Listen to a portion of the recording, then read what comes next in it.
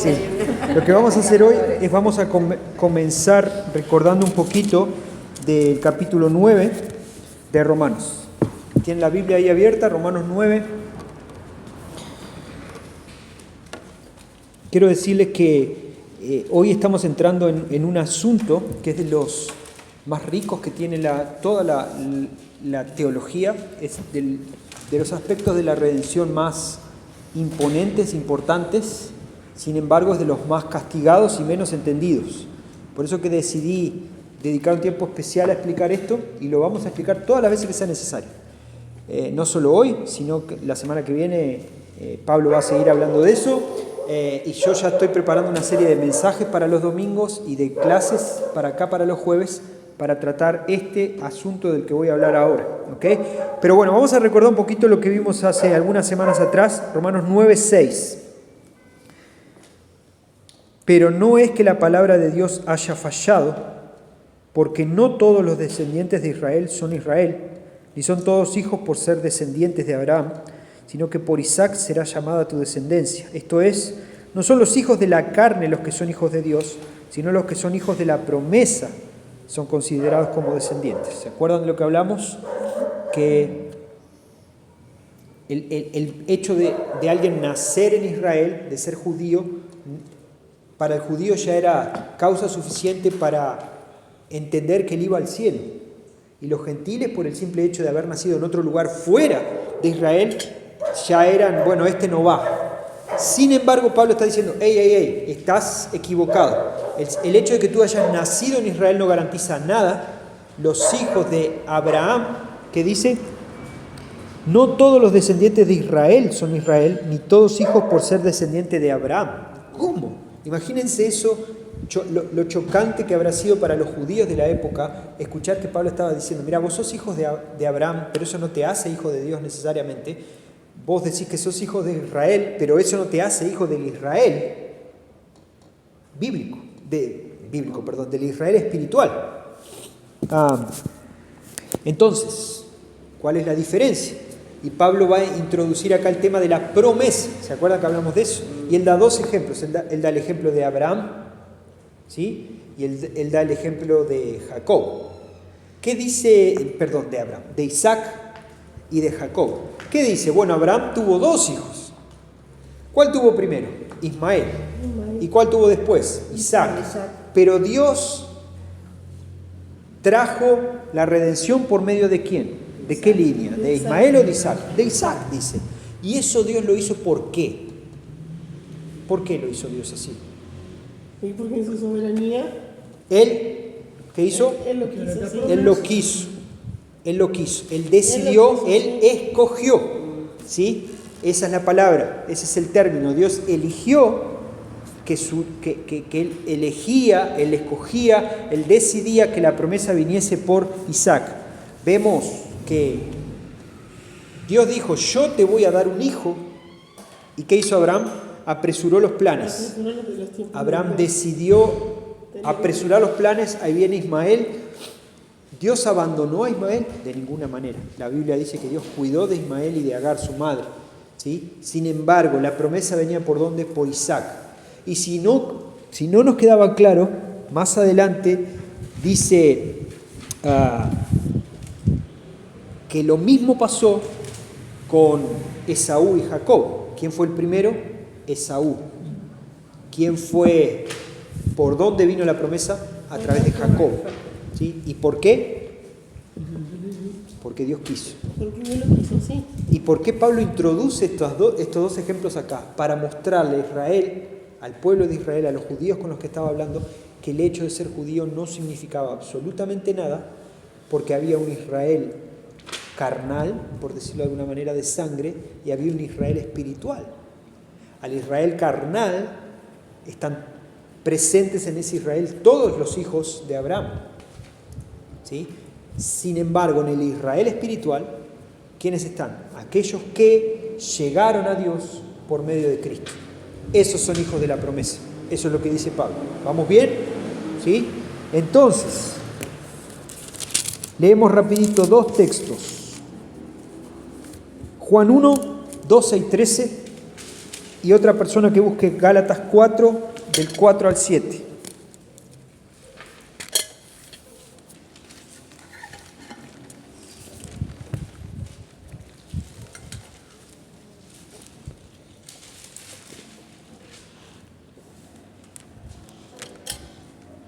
Gálatas 4 dice, pero cuando vino el cumplimiento del tiempo, Dios envió a su Hijo, nacido de mujer y nacido bajo la ley, para que redimiese a los que están bajo la ley, a fin de que recibiésemos la adopción de hijos.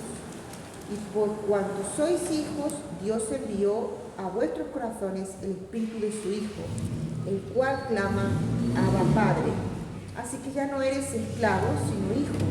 Y si hijo, también heredero de Dios por medio de Cristo. Bien, todo eso que dice ahí, que somos hijos de Dios, ahora podemos ser llamados hijos de Dios, somos herederos. ¿Con quién está hablando Pablo? Con los Gálatas. ¿Eran judíos? No. Y Pablo les está diciendo, ustedes ahora son hijos de Dios, ustedes son herederos juntamente con Cristo. ¿Y cómo consiguieron eso si ellos no nacieron en Israel? Porque Dios decidió que los hijos, sus hijos, serían aquellos hijos de la promesa, ¿sí? No los hijos necesariamente carnales de Israel. Bien, ¿y cuándo pasó eso? Dice el versículo 4, en la plenitud de los tiempos, Dios que decidir, tomar decisión, elegir, elección, es el mismo, es un verbo similar. Estamos hablando de que Dios decide.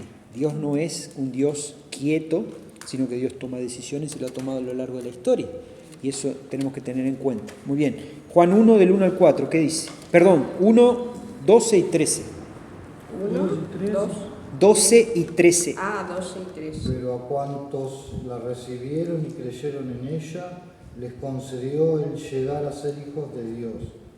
Estos son los que nacen no por generación natural, por impulso pasional, o porque el ser humano lo desee, sino que tienen por Padre a Dios. Bien, a los que creen en su nombre, en Cristo, les dio potestad, les dio el derecho de ser llamados hijos de Dios. Y deja claro ahí, no estamos hablando de un tipo de generación carnal. El hijo de este va a tener otro hijo y va a ser otro hijo y va a ser otro hijo, sino que lo que te hace hijo es creer en el nombre de Jesucristo. ¿Y quién lo está diciendo ahí? Juan, no es Pablo, es otra persona, es otro apóstol que caminó con Jesús y entendió lo mismo, que hacían ellos parte ahora de un nuevo Israel, un Israel espiritual, y porque Dios así lo había querido. Bien, esto es resumen solamente. Entonces, lo que vamos a ver ahora es lo que Pablo dice a partir del versículo 14 de Romanos 9. Pablo usa un recurso muchas veces cuando escribe, que es pensar en las posibles objeciones que alguien va a hacer, ¿no? Pensar en alguien ficticio que le estaría preguntando algo a Pablo. Entonces él mismo se va a responder y le va a responder a esta persona ficticia. ¿Y cuál es la objeción de esta persona? Entonces Dios es injusto. Si Dios eligió a Isaac en vez de a Ismael, si Dios eligió a Jacob en vez de a Esaú, si Dios elige hacer determinadas cosas, si Dios elige que sus hijos sean a través de creer en Jesús y no de otra cosa, entonces Dios es injusto. Es una pregunta. ¿Y qué va a responder Pablo ante esa posible pregunta? Versículo 14. ¿Qué diremos entonces? ¿Que hay injusticia en Dios? De ningún modo. Porque él dice a Moisés, tendré misericordia del que yo tenga misericordia, tendré compasión del que yo tenga compasión. Así que no depende del que quiere ni del que corre, sino del que Dios tiene misericordia.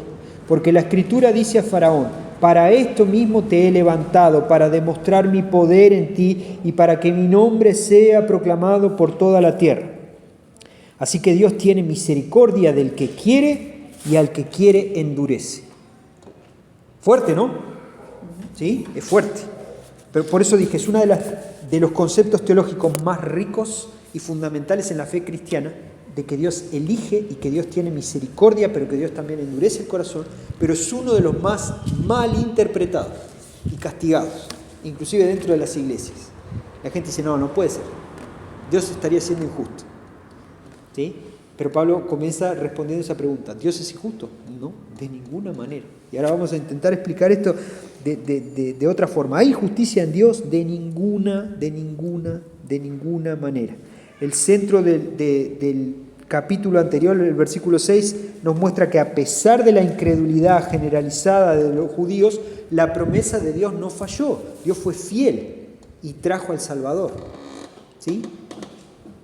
Que algunos no creyesen en ese Salvador no quiere decir que la promesa falló. Y esto es lo mismo, que Dios haya establecido que este es el camino y no todo el mundo lo acepte, no quiere decir que Dios sea injusto. Pero Pablo va a profundizar un poquito más. Pablo introduce acá en el versículo 9 y en el versículo 11, lo que leímos la otra vez, un tema que él va a trabajar hasta el capítulo 11, va a repetir en Efesios 1, va a trabajar en Gálatas, Juan lo va a trabajar también y nosotros lo vamos a trabajar en una serie de predicaciones de acá, entre otros temas, pero es lo que conocemos como no se ve mucho, pero creo que ustedes lo ven, ¿no? Elección incondicional. ¿Escucharon esto, verdad? ¿Alguna vez? ¿Qué quiere decir esto? Ahora lo voy a explicar, no se asusten, pero cuando hablamos de que Dios, hoy estuvimos conversando contigo sobre eso, cuando hablamos de la salvación, la Biblia dice, y no te asustes, la Biblia dice que Dios elige para salvación. Y la buena noticia es que esa elección es incondicional, no tiene nada que ver con lo que yo haga. Entonces, una de las cosas más comunes que vemos en las iglesias cristianas es condicional. La gente pensar que la salvación es una elección que Dios hace condicionada a algo que yo haga. Entonces ahí tenemos todo un espectro. Hay gente que dice la salvación es por obras. Si es por obras, ¿será incondicional o será condicional? Está condicionada a mis obras. Condicionada a las obras. ¿Sí? Este es salvo porque hizo tal cosa, este no es salvo porque hizo tal otra. Entra dentro de la salvación condicional. Pero cuando yo digo, este discurso no es tan extremista, pero a ver si ustedes lo escucharon. Cuando yo digo, bueno, en realidad Dios ofrece la salvación, pero cada uno la acepta de acuerdo a su fe o no. Yo les digo, ¿eso es incondicional? ¿Dios está haciendo lo que Él quiere o estamos condicionando a Dios de acuerdo a nuestra fe? Condicional. Ok, entonces desde el punto de vista teológico, y mi tarea como pastor va a ser explicarle esto a ustedes durante varios jueves y domingos, es que Dios elige incondicionalmente. Y yo te digo esto con toda claridad y con toda la calma y parsimonia del mundo. No tomes esto como una obligación. Andrés quiere que yo aprenda esto. Sino de verdad tomarlo como parte de mi trabajo como pastor de equipar a los santos para la obra del ministerio. Esto quiere decir, investiga esto por tu propia cuenta y las preguntas que surjan, acá estamos para responderlas. Yo te puedo ayudar a responderlas. Pero busquemos lo que la Biblia dice sobre esto. Isaac y Jacob, los ejemplos de la semana pasada, son prototipos de lo que pasa con nosotros en la salvación. ¿Por qué que Pablo habla de ellos justo ahora que va a hablar de la salvación? ¿Por qué? No tendría sentido. Si fuese condicionado a Isaac, si fuese la elección de Isaac fuese condicionada a él, si la elección de Jacob fuese condicionada a ellos, Pablo lo hubiese dicho. ¿Y qué dice acá? Que no tiene nada que ver en la elección. Dios decidió que fuese Isaac y Dios decidió que fuese Jacob. O casualidad, dirían algunos, que Pablo justo va a hablar de la salvación usando estos ejemplos. ¿No les suena a ustedes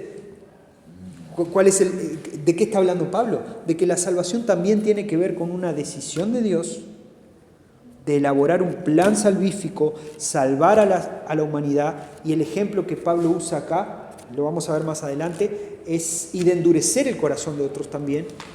¿Sí? ¿Está ahí? Eso no inhabilita mi fe, vamos a intentar explicar eso, no inhabilita mi fe, pero no condiciona a Dios. ¿Ok? No lo condiciona. La elección de Dios es incondicional. Al contrario de lo que muchos pueden pensar, es una buena noticia que sea el Dios el que elija y no seamos nosotros. ¿Y por qué es una buena noticia?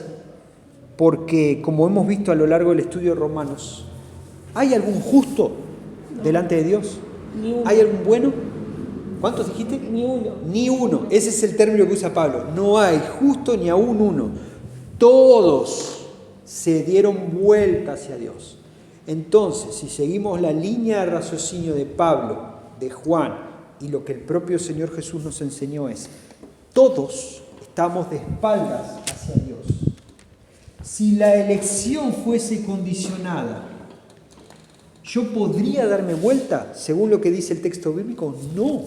No tengo capacidad ninguna de darme vuelta hacia Dios y reconocer que Él es santo, justo, que yo soy pecador, que yo necesito arrepentirme. ¿Quién hace esa obra a nosotros? El Espíritu Santo. ¿Soy yo? No, es el Espíritu Santo el que me gira. ¿Quién hace la obra de regenerarme? ¿Quién dice la Biblia que cambia mi corazón de piedra por un corazón de carne para que pueda creer en Dios? ¿Quién? ¿Quién hace eso? Dios hace eso. Entonces, en algún momento lo que yo hago condiciona a Dios. No, ¿ok? Por eso que la Biblia dice que todos los pecados son perdonados en el nombre de Jesús, con excepción de la blasfemia al Espíritu Santo. Ya hablamos de eso y lo podemos repetir más adelante, ¿ok? Entonces no hay nada que yo haga o deje de hacer que me haga por sí mismo darme vuelta hacia Dios, ¿sí? Y que llame la atención de Dios para ser salvo. No. Ninguno de nosotros, por más bueno que parezca, alcanza el estándar de justicia que Dios demanda para ser salvos. Entonces no podemos, por nuestras propias fuerzas, necesitamos de Dios. Cada vez que... por eso les decía y repito esto, es una buena noticia que la salvación dependa de Dios y no de nosotros. Es una buena noticia, no miren esto como algo malo, triste, como mucha gente lo ve. Al contrario, es bueno que la elección sea incondicional, porque si fuese condicionada a nosotros, honestamente, ¿quién llegaría? Nadie. Es una buena noticia que vos estés acá hoy escuchando la palabra de Dios. Es una buena noticia que el Evangelio haya sido predicado y que vos hayas depositado tu fe en Dios. Es una buena noticia que Dios haya elegido incondicionalmente transformar nuestro corazón y salvarnos. Es una buena noticia. Es una noticia que tiene que llenarnos de alegría. Cada vez que hablamos de elección incondicional, algunas personas reaccionan perturbadas o inclusive ofendidas.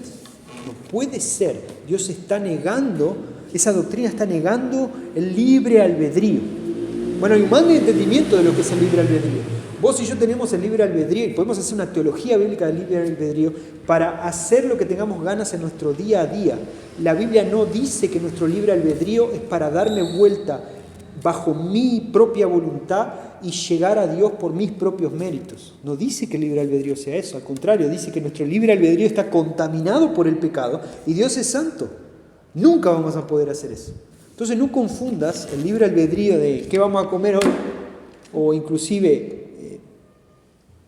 no sé, a dónde voy a ir de vacaciones o lo que sea, decisión que vos tenés que analizar y pensar. No confundas eso con que vos y yo tenemos autoridad o el derecho o la posibilidad remota de girarnos por voluntad propia hacia Dios y decir, ¿sabes qué? Me di cuenta solo con este corazón de piedra, enemigo de Dios, lleno de pecado, me lo acabo de sacar y me acabo de poner un corazón nuevo y yo mismo me di cuenta de que necesito a Dios. La Biblia no dice ni una sola vez eso y dice todo el tiempo exactamente lo contrario, que mi corazón no puede y necesito de Dios. Entonces tu libre albedrío no es para eso, ¿ok? Es para otra cosa. Entonces, algunos reaccionan perturbados, algunos reaccionan ofendidos. Y la pregunta que muchos se hacen es la misma que Pablo hace acá, como si alguien estuviese conversando con él. ¿Acaso Dios es injusto? ¿Por qué él elige? ¿Es Dios injusto entonces? Es una pregunta hasta legítima, ¿verdad? Y Pablo sabe que personas se iban a preguntar eso. ¿Acaso Dios es injusto? Pero antes de responder a esa pregunta, o mientras vamos respondiendo a esa pregunta, tenemos que pensar lo siguiente. Hay una presuposición atrás de eso. ¿Qué presupone esta pregunta? Pablo está discutiendo con una objeción que obviamente iba a ser levantada y lo que ofende a esta persona, voy a ponerle así, a este oponente de Pablo. No hay nadie acá discutiendo literalmente con él, pero Pablo tiene una especie de oponente a que él está respondiendo ficticiamente, ¿ok? Pero esas preguntas que este oponente ficticio levanta son preguntas reales que la gente de la iglesia de Roma iba a levantar, y son tan reales que hasta el día de hoy esas preguntas siguen existiendo. Entonces Pablo responde a ese oponente que aparece ofendido. Lo que ofende a este oponente es que Dios no toma en cuenta ninguna cosa o condición que lo haga elegible. ¿Se dieron cuenta de eso?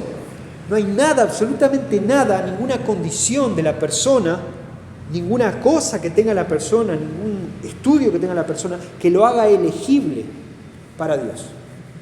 Pablo está diciendo, no hay nada que vos puedas hacer que te lleve por sí solo a Dios. Estamos hablando antes de ser salvos, ¿verdad? Después tenemos el proceso de santificación, lo dejamos para más adelante. Todos muertos en nuestros delitos y pecados, de diferentes condiciones. ¿Sí? Capaz que hay alguno que es rico, capaz que hay otro que es pobre, capaz que hay alguno que habla apenas el español y capaz que hay otro que habla 14 idiomas, capaz que hay uno que es una mujer estéril y capaz que hay una mujer que tiene 16 hijos, capaz que hay una familia estructurada, capaz que hay de familias rotas, pelo largo, pelo corto, y no hay nada, absolutamente nada, ninguna condición, ni cosa que me acerque por sí misma a Dios para la salvación. Y por increíble que parezca, esto ofende a algunas personas. Y por eso se hacen esa pregunta. Entonces Dios es injusto. Dios es injusto. Dios no puede tratar igual a un rico que a un pobre. Dios no puede tratar igual a una mujer estéril que a una mujer que tiene muchos hijos. Y yo pregunto, pero ¿no es que uno de los atributos de Dios es justo? sí, exacto. Entonces, a veces, ¿sabés dónde está el problema? Que confundimos justicia, la justicia de Dios, con igualdad. Lo que nosotros creemos que, nos gustaría igualdad, nos gustaría que todas las mujeres que quieran tener hijos puedan tener hijos, nos gustaría que todos tengamos acceso a aprender 14 idiomas, nos gustaría que todos tengamos dinero para comprarnos ropa. Pero acá Pablo no está hablando de que Dios trata con igualdad o sin igualdad. Pablo reconoce que Dios es justo, ¿ok? Justo. Entonces, la presuposición, lo que está por atrás, es que la gente quiere entender, y lo triste es que muchos cristianos quieren ver que Dios trate de igual manera a todos. Y por eso que Pablo va a colocar el ejemplo de Moisés y de Faraón. Dos personas que enemigas de Dios, dos personas opuestas hacia Dios, dos personas que no tenían ni condición, ni ningún atributo que los llevase hacia Dios, pero Dios eligió a Moisés para una tarea y Dios endureció el corazón. Para las dos cosas, nos dice la Biblia, para su gloria, para que Él sea glorificado y para mostrar su justicia y su poder. ¿Ok? ¿Igual? ¿Los trató igual? No, el trato fue diferente. ¿Fue justo? Sí, Dios es justo. ¿Ok? Entonces, cuidado con eso porque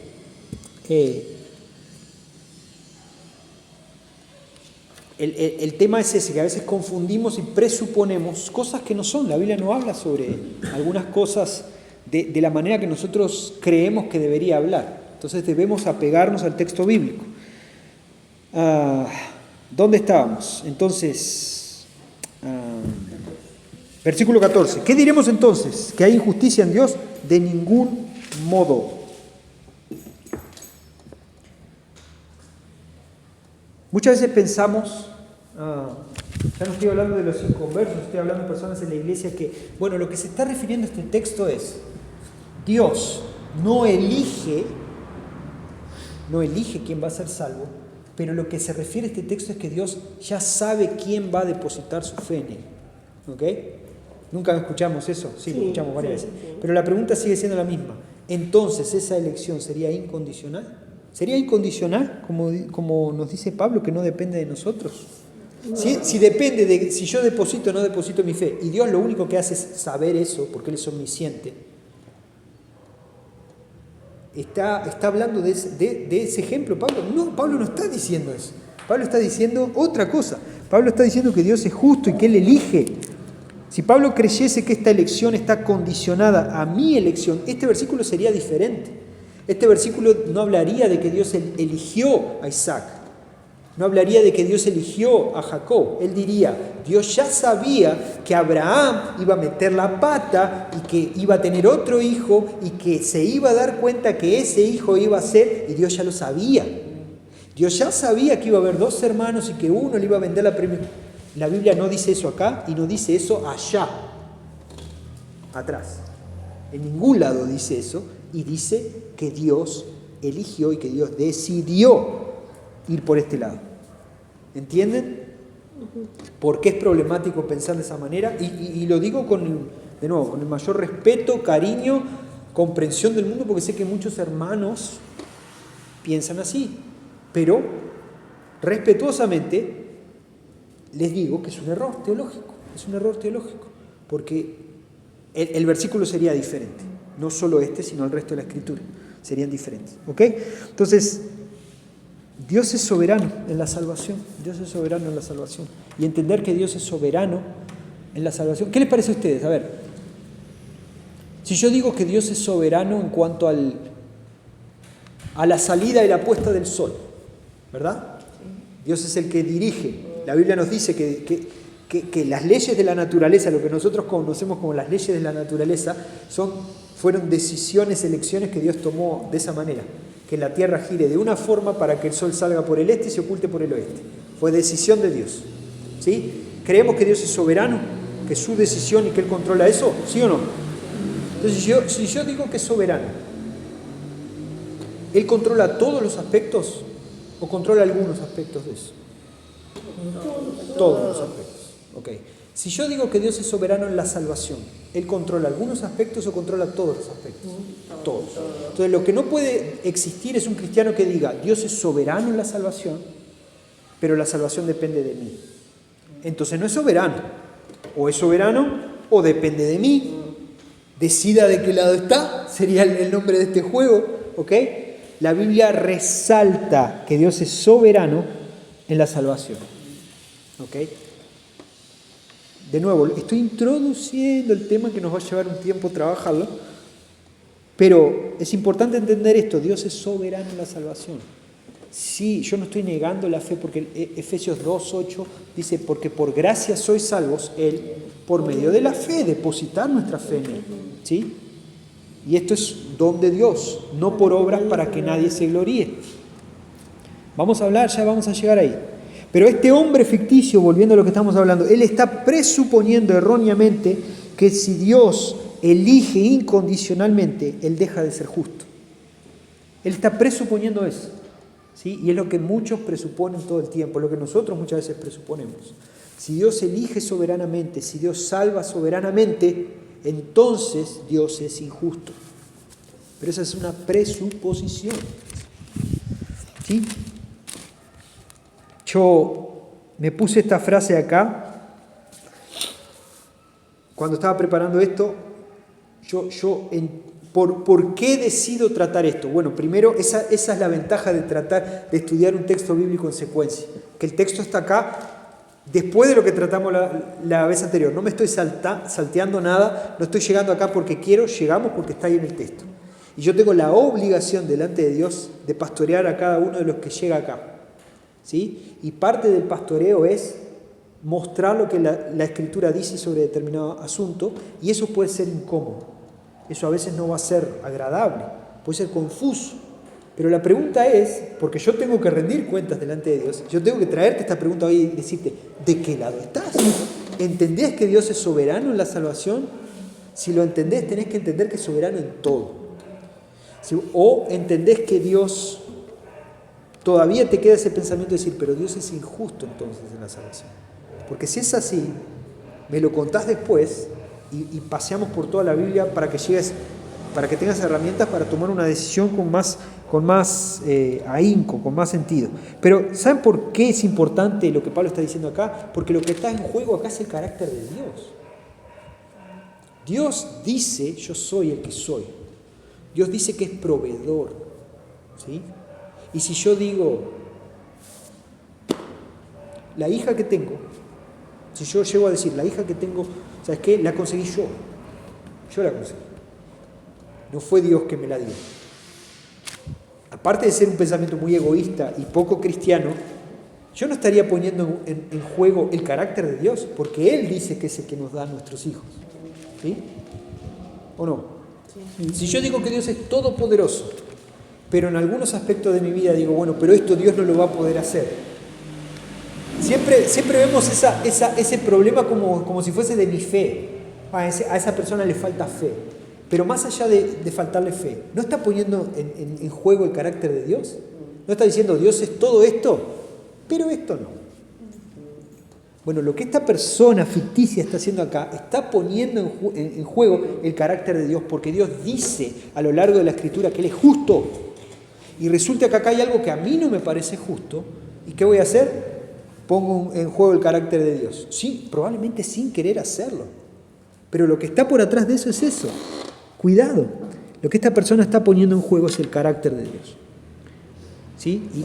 Y nosotros estamos haciendo el mismo ejercicio que Pablo. ¿Será que nosotros a veces no ponemos en juego el carácter de Dios? Tal vez en ningún aspecto de nuestra vida ponemos en juego el carácter de Dios. Todo lo que hacemos, entendemos que Dios es soberano y lo hace, pero en este aspecto de la salvación, la libertad es mía. ¿Eso no es poner en juego el carácter de Dios también? Busquemos ahí rapidito Jeremías 9, 23, 24. Jeremías 9, 23 y 24. Que alguien lo lea después, por favor.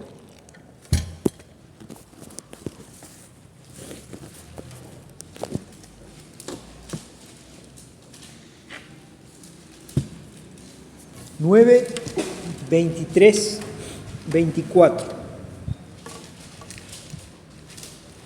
Así dijo Jehová: no se alabe el sabio en su sabiduría, y en su valentía se alabe el valiente, ni el rico se alabe en sus riquezas, mas alábese en esto el que se hubiere de alabar, en entenderme y conocerme, que yo soy Jehová, que hago misericordia, juicio y justicia en la tierra, porque estas cosas quiero, dice Jehová. Perfecto.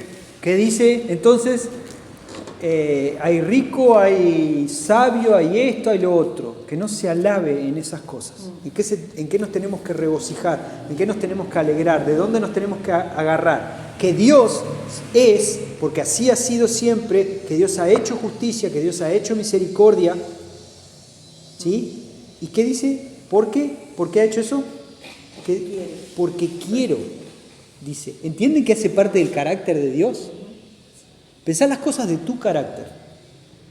Hay cosas que vos y yo hacemos porque hacen parte de nuestra esencia, es nuestro carácter. ¿Sí?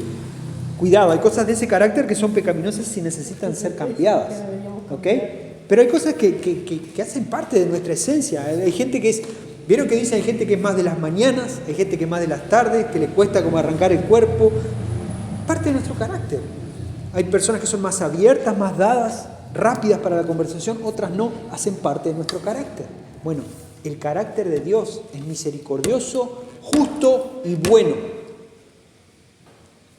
Y Él obra con amor, justicia, misericordia y bondad porque Él quiere. Entonces que yo venga ahora y diga, es injusto Dios al actuar así, estoy poniendo en juego su carácter, ¿entienden? Estoy poniendo en juego todo lo que Dios dijo y ha demostrado a lo largo de la historia del ser humano. Estoy colocando en juego parte del carácter de Dios, y no solo el carácter de Dios, sino la inmutabilidad de Dios, otro de los atributos. Él no cambia. Dios es el mismo ayer, hoy y por siempre, dice la Escritura.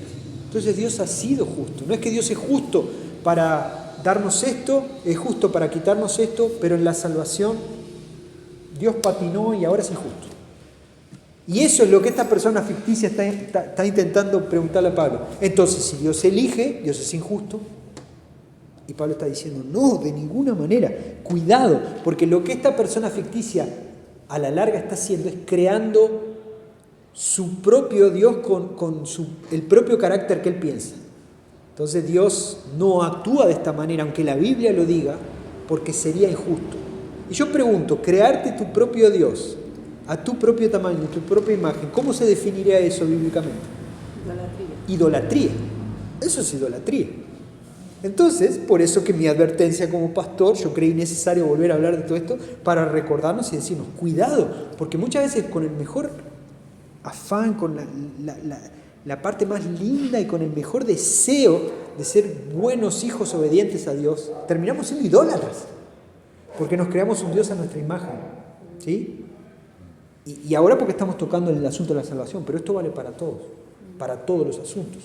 Si yo creo, Dios controla, cuida a mi hija, Dios cuida a mi esposa, Dios cuida a mi casa, Dios me cuida a mí, Dios coloca el alimento, pero en cuanto a las enfermedades, no. En cuanto a las enfermedades, Dios no tiene control de eso, pues yo ya he visto que no. ¿Qué sería eso?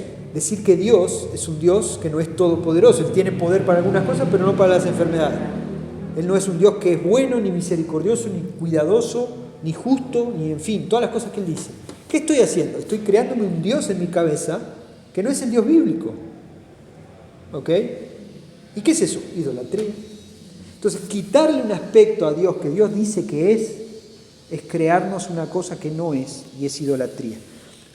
Entonces, cuando yo paso de entender que Dios elige incondicionalmente a ponerle condiciones a las elecciones de Dios, en el trasfondo lo que estoy haciendo es teniendo un pensamiento un poco idólatra, porque le quito a Dios un atributo que Él ya tiene, ¿ok?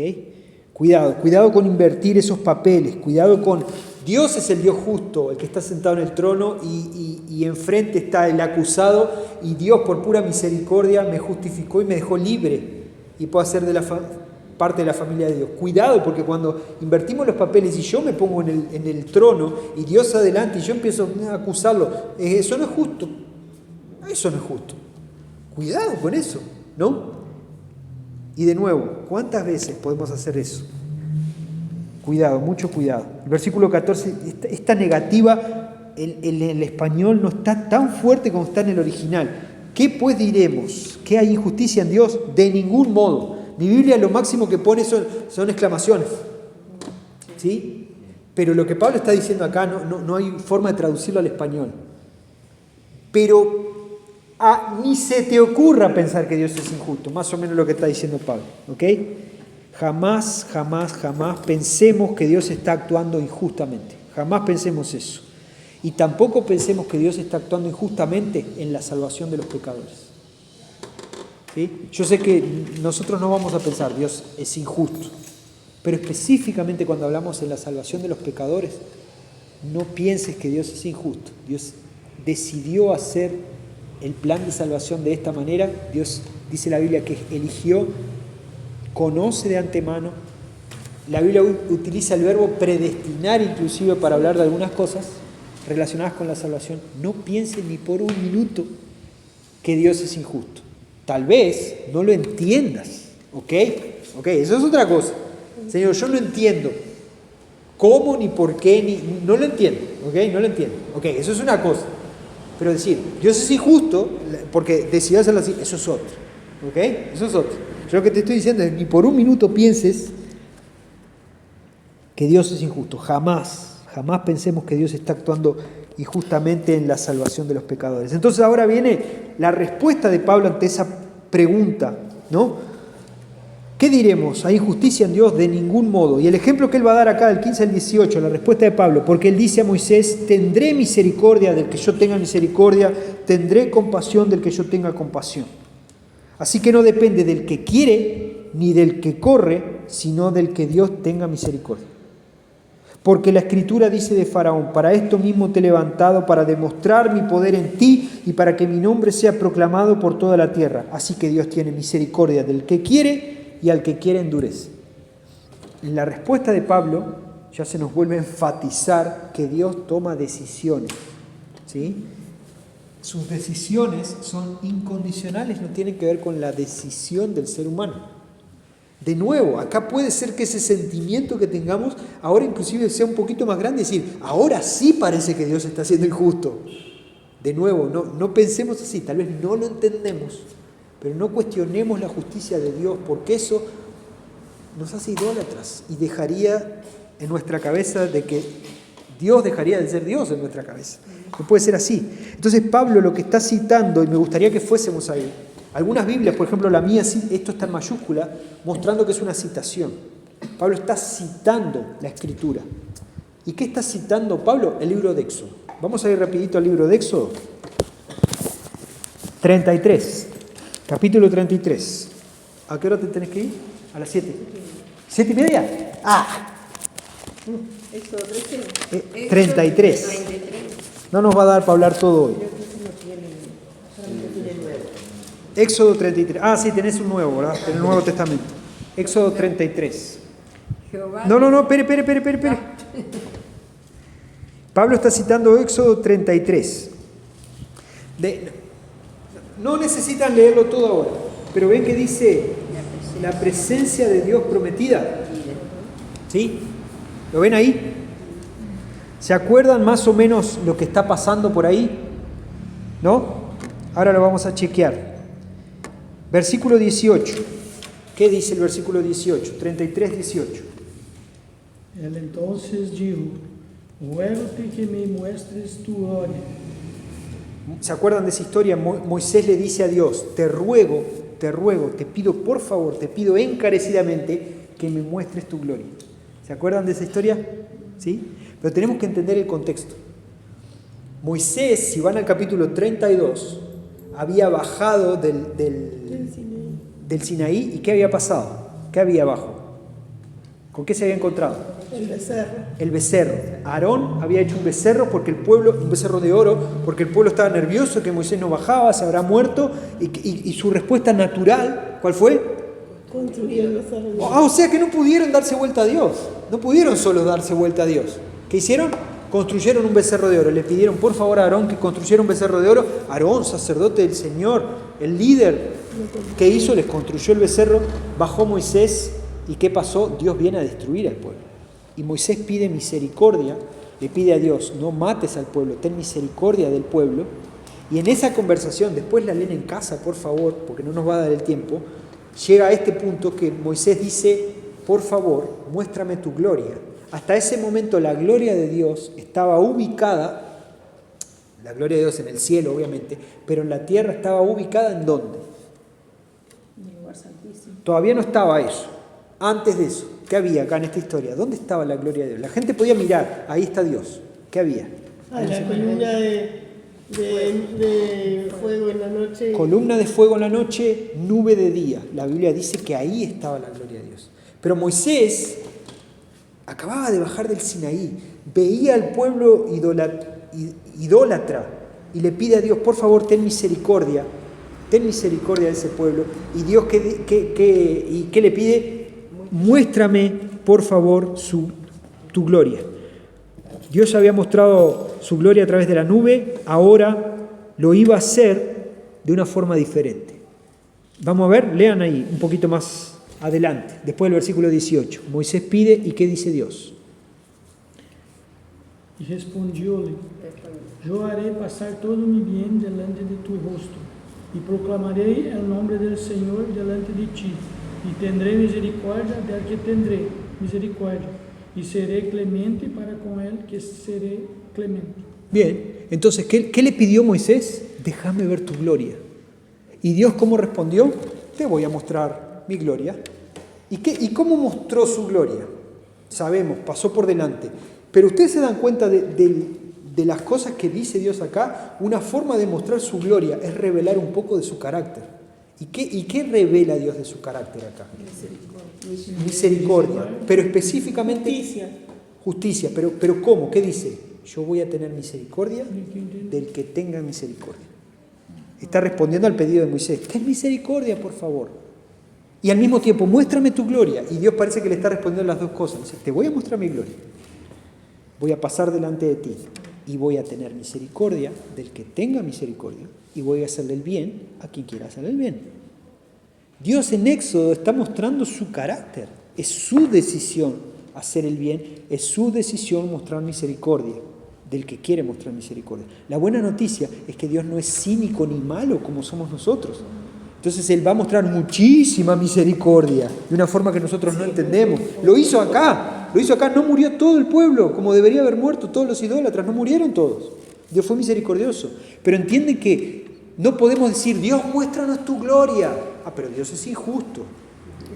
Ver la gloria de Dios no es algo solamente algo sobrenatural, sino es entender el carácter de Dios. Esa es su gloria también. ¿Y por qué lo estoy inventando yo? No, la respuesta de Dios al pedido, muéstrame tu gloria, fue una conversación donde Dios le dijo, yo tengo misericordia del que quiera tener misericordia, soy bueno con el que quiera ser bueno. Ahí tenés mi gloria. Ese es mi carácter, ese soy yo. ¿Querés conocerme? Ese soy yo. Entonces todos los cristianos queremos conocer a Dios. Y Dios se revela en la Biblia como un Dios justo que salva soberanamente a las personas, las elige incondicionalmente. No está bien este caminoso que nosotros digamos, no me gusta, no sé, es injusto. Es el carácter de Dios así. Dios no cambió. Y Dios es bueno, no puede ser malo. Esa es una buena decisión que Dios elija y que no seamos nosotros. Es la mejor cosa que nos puede pasar. Dios había mostrado su gloria a través de la nube y ahora, como vemos en este texto de Éxodo, lo va a hacer a través de la revelación de su naturaleza. Yo le otorgo misericordia y compasión a quien yo quiera. Y volvemos al texto de Romanos, ¿sí? Que está citando Éxodo. Yo les pregunto acá, hagamos un ejercicio de gramática, a ver cómo andan, si se acuerdan del liceo, idioma español. Éxodo 9:15. ¿Cuántos verbos hay acá? ¿Cuántos pronombres, perdón? 15. ¿Se acuerdan los pronombres? Yo, tú, él, nosotros, ellos. ¿Cuántos pronombres? Versículo 15. Porque él dice a Moisés, ese él no cuenta a partir de ahora. Tendré misericordia del que yo tenga misericordia, tendré compasión del que yo tenga compasión. ¿Cuántos pronombres aparecen ahí? Yo. ¿Y cuántas veces aparece yo? 2 veces. Pero si yo digo, tendré misericordia, ¿estoy yo también? Sí. Entonces tenemos lo que en idioma español llamamos como el pronombre oculto. Y si contamos el oculto y el que está presente, ¿cuántos hay acá? Lo leo de nuevo.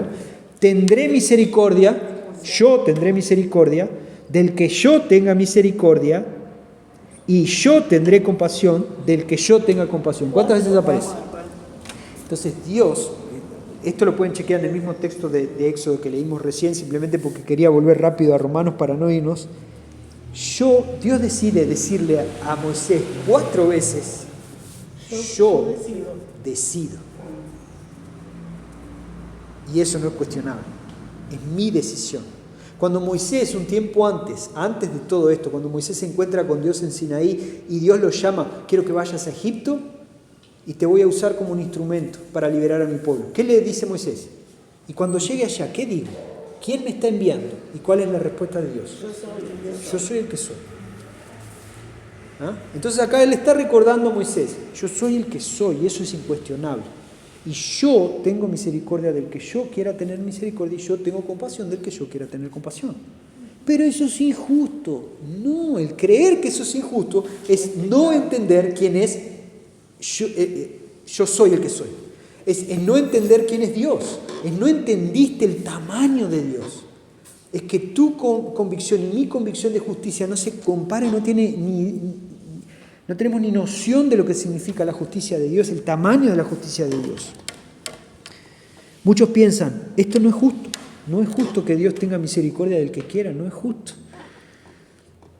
¿De verdad tú quieres que Dios sea justo contigo? ¿Queremos que Dios sea justo con nosotros? Ok. Estaríamos fritos. Estaríamos Lo único que mereceríamos sería la muerte. Sí. Y Dios, ¿cómo hizo Dios para mantener intacta su justicia, pero librarnos del castigo del pecado? ¿Qué hizo? Cargó toda su ira, todo su enojo contra el pecado, toda su justicia, ¿sobre quién? ¿Entienden? ¿Dejó de ser justo? No. ¿Cumplió con lo que dijo que iba a hacer con el pecado? ¿Cumplió con lo que dijo que iba a hacer con el pecado? Sí. ¿Cómo entonces Dios mostraba al mismo tiempo su amor, su misericordia, su bondad y no dejaba de ser justo? Y así todo hay gente que todavía dice, no es justo. ¿De verdad querés que Dios sea justo? ¿De verdad querés que Dios te agarre a vos y aplique toda su justicia sobre vos? Estaríamos en el horno. Nosotros lo que necesitamos es misericordia. Y yo te pregunto, ¿Dios ha mostrado misericordia contigo? Sí. Bueno, ¿sabes qué? la buena noticia es que Dios quiso mostrar misericordia contigo. No por los merecimientos, no por nuestra condición, porque Él elige incondicionalmente. Nosotros hoy estamos acá como fruto de la misericordia de Dios. Delante de eso, ¿qué podemos hacer? Pararnos. Exactamente. ¿A quién se le ocurre pararse ahora y cuestionar a Dios? ¿Y saben quién hace eso? Es ilógico. Pablo, del 9 al 11 de Romanos, Pablo va a hablar eso. Y fíjense, ¿quieren ir conmigo al 11 rapidito? Recuerdan que el capítulo 12 es el quiebre. Pablo va a empezar a hablar de otras cosas, de cosas prácticas. ¿Y cómo termina el capítulo 11? Después de que Pablo va a hablar de toda la elección de Dios y la misericordia y la justicia de Dios, dice, oh profundidad, versículo 33, oh profundidad de las riquezas y de la sabiduría y del conocimiento de Dios, cuán insondables son sus juicios, inescrutables sus caminos. ¿Quién ha conocido la mente del Señor? ¿Quién llegó a ser su consejero? ¿Quién le ha dado el primero para que se le tenga que recompensar? Porque de Él, por Él, para Él son todas las cosas, a Él sea la gloria para siempre. Amén. Pablo responde como vos dijiste.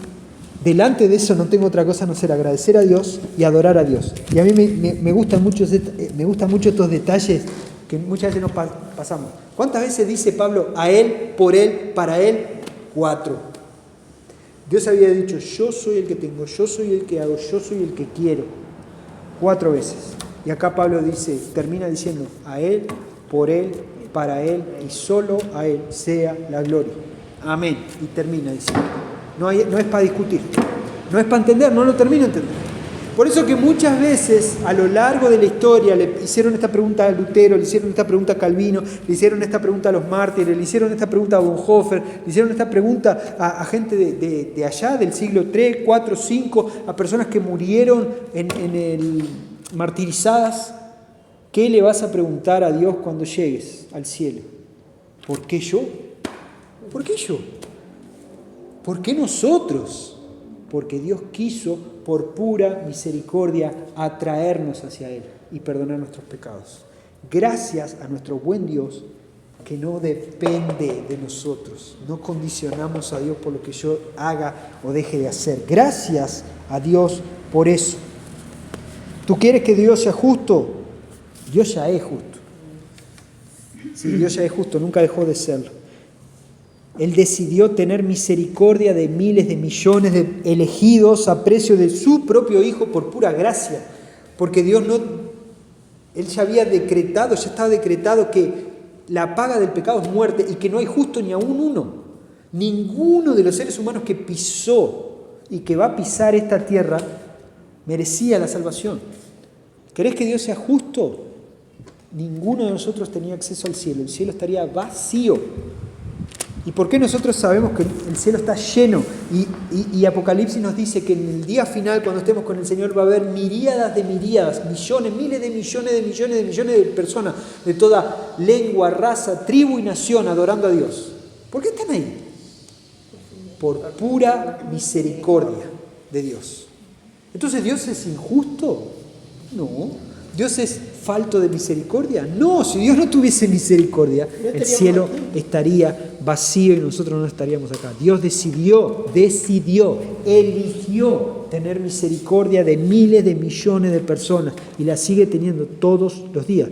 La pregunta es la misma que le hicieron a Pablo, que hace Pablo. ¿Dónde está la injusticia entonces? ¿Dónde está la injusticia? ¿Sí? Y recordemos, la misericordia nadie la puede demandar. Dejaría de ser misericordia. Lo mismo pasa con la gracia. Si yo le doy a Sonia esto por gracia, es un regalo. Ahí está la gracia. Ahora, si Sonia me lo empieza a pedir, si Sonia me lo quiere comprar, yo se lo puedo dar, pero ya no es gracia. ¿Ok? Entonces, si yo alcanzo la salvación por algo que yo hice, ¿la salvación es por misericordia? No, ya dejaría de ser misericordia.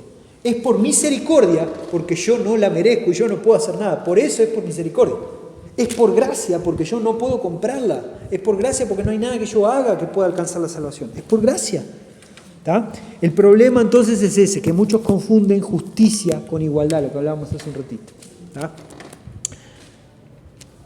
Yo te hago otra pregunta y creo que voy a tener que terminar por acá porque tengo muchas cosas para decir, tengo como 3 páginas más todavía y no nos va a dar el tiempo. Ya sabía que no nos iba a dar el tiempo. Pero yo te hago una pregunta. Judas, ¿cuál fue el pecado, el error de Judas? Lo más notorio. Traicionar a Jesús. Traicionó a Jesús. ¿Sí? Y Pedro Lo negó.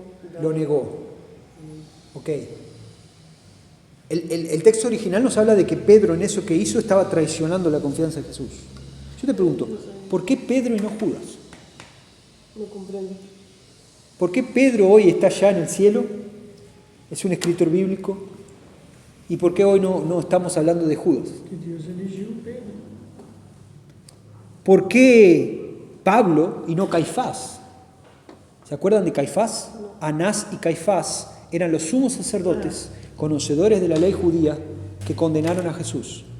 Pablo era conocedor de la misma ley judía y era perseguidor igual que Caifás. Pero Pablo se arrepintió. ¿Y por qué? Porque Dios lo eligió. ¿Y cómo sabemos eso específicamente en el caso de Pablo? Tenemos la historia que nos cuenta. Pablo hizo algo, se arrimó a algún lugar curioso para encontrarse con Jesús. ¿Qué dice la Biblia que estaba haciendo Pablo? Persiguiendo. Estaba persiguiendo. En el momento de más dureza de su corazón, ¿qué pasó? Jesús se le presentó. ¿Y qué le dijo? Saulo, ¿por qué me persigues? ¿Y qué más le dijo que es importante? Dura cosa te es dar coces, golpes contra el aguijón. En criollo, no tenés ni idea de con quién te estás metiendo. Vos sos el duro. ¿Y qué le dice Dios después? ¿Qué le dice Cristo después? Yo te elegí para una tarea. Ahora laburás para mí. ¿Pero qué hizo Dios? Lo eligió. ¿Por qué? ¿Por qué no cuestionamos esto entonces todo el tiempo? ¿Por qué no cuestionamos que Dios haya elegido a Pedro en vez de a Judas? ¿Por qué no cuestionamos que Dios eligió a Pablo? ¿Y por qué no eligió a Caifás? ¿Escucharon alguna vez a alguien que diga, Dios es injusto por esto? No. ¿Y pero por qué sí es para otras cosas? Es por nuestra falta de entendimiento. No entendemos eso. Otra pregunta, ¿por qué a Lázaro? ¿Por qué eligió resucitar a Lázaro y no eligió resucitar a otro? ¿Por qué? Por pura misericordia, porque así lo quiso. ¿Y eso lo hace injusto a Dios? No lo hace injusto. No lo hace injusto, porque Dios así lo quiso. ¿Ok? Versículo 16, ya estoy terminando. Así que no depende del que quiere ni del que corre, sino de que Dios tiene misericordia. Nadie quiere la salvación que Dios ofrece. Romanos 3 nos habla de eso. Nadie la quiere. No confundas eso. No, porque hay gente buena que quiere. El infierno está lleno de gente buena. Buena para nuestros ojos. Ah, claro. ¿Sí? Pero no buena delante de Dios. Ahora, el cielo está lleno de pecadores arrepentidos. Es más, todos los que están ahí son pecadores arrepentidos. Entonces, cuidado, nadie quiere la salvación, no depende, dice Pablo. Así que no depende del que quiere, porque nadie quiere, pero es importante que Pablo habla también, dice, y del que corre, porque ahí está hablando de un deseo, querer, pero también está hablando de habilidades, correr. Entonces no tiene que ver con mi deseo, tampoco tiene que ver con mis capacidades. No depende de nada de eso, sino que depende de, ¿qué dice? ¿De quién? De Dios que tiene misericordia. ¿Ok?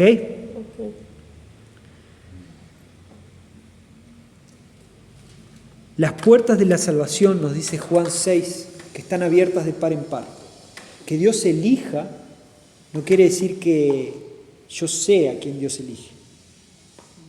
Que Dios elija no quiere decir que la salvación es solo para 3 o 4. No tengo ni idea. Y la Biblia nos dice que Dios llama a todos los hombres a arrepentirse. La Biblia dice que Dios quiere que los hombres conozcan su salvación y que lleguen a Él. Yo no sé a quién Dios eligió. ¿Vos sabés a quién Dios eligió para salvación? No. Entonces, ¿cuál es tu tarea y la mía? Proclamar el Evangelio. Entonces, y con esto termino, no te escudes en esta doctrina de la elección incondicional para dejar de compartir el Evangelio. Primero, no te escudes en esta doctrina para dejar de compartir el Evangelio. Tampoco te escudes en esta doctrina para justificar tu incredulidad o miedo, ¿sí? De acercarte más a Dios. No, capaz que yo no me acerco a Dios, capaz que yo no crezco porque como Dios elige incondicionalmente, no tiene nada que ver con lo que yo haga, yo llego hasta donde Dios eligió que llegue. No te escudes en eso. Vos y yo tenemos responsabilidades, ya somos salvos, ahora tenemos responsabilidades en nuestro proceso de santificación de crecer, avanzar, dejar de hacer lo que sabemos que está mal y comenzar a hacer lo que sabemos que está bien, y no por nuestras propias fuerzas, sino como cantamos los domingos. ¿Alguien se acuerda de la canción que tiene muchas? ¿Sí? ¿Pero cuál específicamente? Porque a mí se me acaba de ir de la cabeza. Mis faltas son muchas, su gracia es mayor. ¿Sí? Todo lo que podemos llegar a hacer, dejar de hacer esto, dejar nuestros vicios, nuestros pecados, nuestras concupiscencias, nuestros problemas, avanzar y crecer y en esa santificación progresiva, lo podemos hacer. ¿Por qué? Por gracia, misericordia de Dios y porque Él nos capacita para hacerlo. ¿Okay? Pero no nos escudemos detrás de esta doctrina para pensar, Dios ya eligió, Dios hará que estas personas le conozcan. No, Él dejó, así como Dios eligió para salvación, Dios eligió que el mensaje de salvación llegase a través de hombres y mujeres fieles que compartiesen sobre Jesús. Fue su elección. ¿Ok? Y terminamos por hoy con este texto, Lucas 19:14. ¿Qué dice? Y lo último, Lucas 19:14.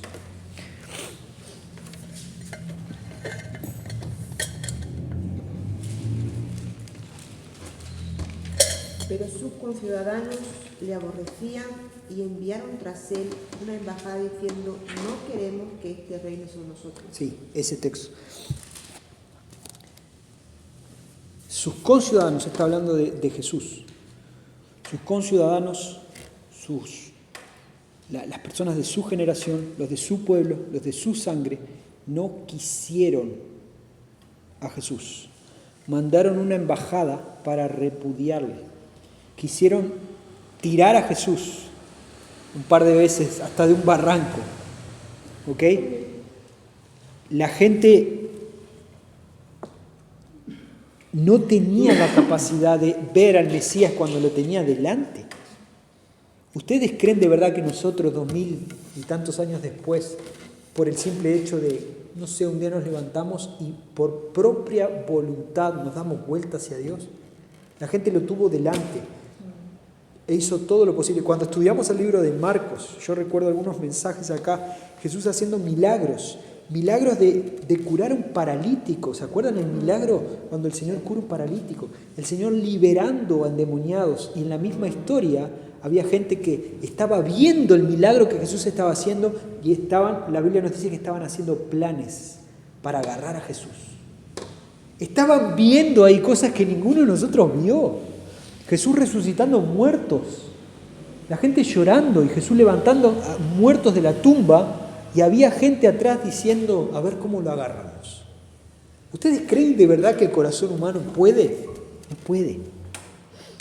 Pero Dios es tan misericordioso que de esa humanidad rebelde, ingrata, pecadora, desleal, escoge para salvación por medio de su Hijo. Y delante de eso, lo que deberíamos hacer todos los cristianos, lo vamos a hacer ahora. Vamos a orar agradeciendo a Dios. Y yo espero que en estos días, en estas semanas, tengas en tu memoria, cuando ores todos los días, agradecerle a Dios porque tuvo misericordia. A Jacob amé y a Esaú aborrecí. Cambia a Jacob y poné tu nombre. A Andrés amé. Dios podría haberme aborrecido y Dios eligió amarme. Lo mismo pasa con todos los que estamos acá. Delante de eso, ¿qué podemos hacer? Llegar en agradecimiento a Dios. No queda otra forma. Si a vos se te ocurre cómo cuestionar esto, entonces hay algo que no estás entendiendo. Porque Dios es soberano, misericordioso, pero por el puro afecto de su voluntad, porque Él quiso, por pura misericordia, Él nos mostró el mismo amor que le mostró a Jacob, el mismo amor que le mostró a Isaac. ¿Sí? Y el versículo 17 dice: porque la Escritura dice a Faraón, para esto mismo te he levantado, para demostrar mi poder en ti y para que mi nombre sea proclamado por toda la tierra.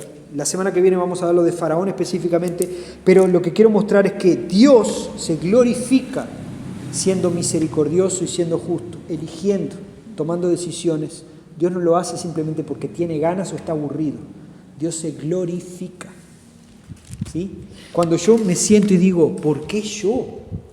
A Jacob amé, a Andrés amé, cuando él podría haberme aborrecido, ¿cuál es mi respuesta? Toda la gloria sea para Dios. Multipliquen eso por todos los cristianos que hay en este planeta que se dan cuenta de que Dios los amó cuando podría haberlos aborrecido. ¿Cuántas personas están ahora en este momento dando gracias a Dios y adorándole y glorificando su nombre? Entonces la elección de Dios resulta en más gloria para Él, porque todos le damos la gloria a Él. Y no te quedes afuera, dale la gloria a Dios, porque Dios eligió salvarte. Amén. La semana que viene